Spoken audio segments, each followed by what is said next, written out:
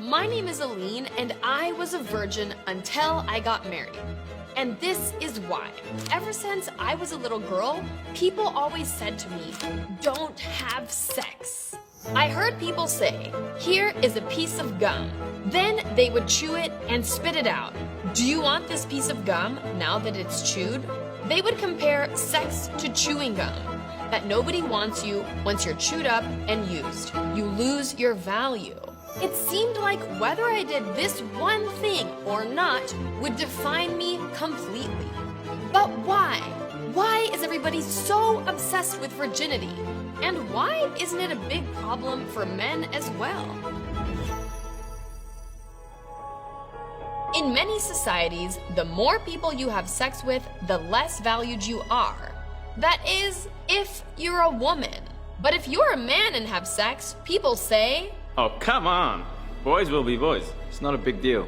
In fact, in many cultures around the world, if you're not a virgin, you can't get married. And sometimes your life might even be in danger. Here's why. A long time ago, there were no condoms, no birth control pills. So if you had sex, you were very likely to get pregnant. And men wanted to make sure that the baby was really their baby, to carry on their bloodline. So they would marry a virgin. Women were seen as property, like an animal or like land. And that's how virginity became a way of controlling women that is still used to this day.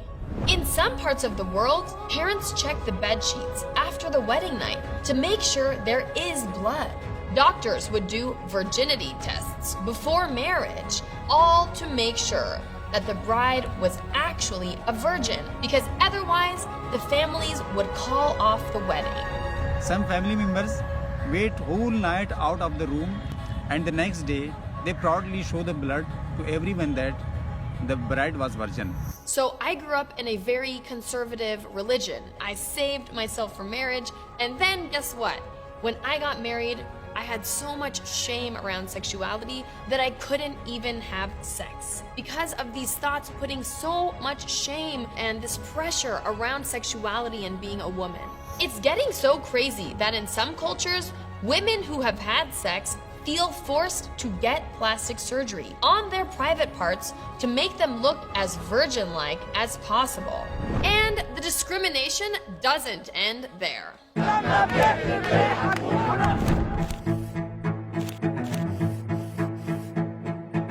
For women who are not virgins in Morocco, it can be very hard to get married. In the island of Kiribati, you could be disowned. And until last year in Indonesia, you could not join the army. Over 5,000 women a year are killed in honor killings for not being a virgin and for bringing shame to their families, when the only people who should be ashamed are the ones killing women. But this video is not about virgins.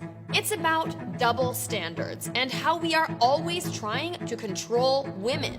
We tell girls to save themselves for marriage, but we encourage guys to do the exact opposite. I want to say here and now that a woman's virginity is not important.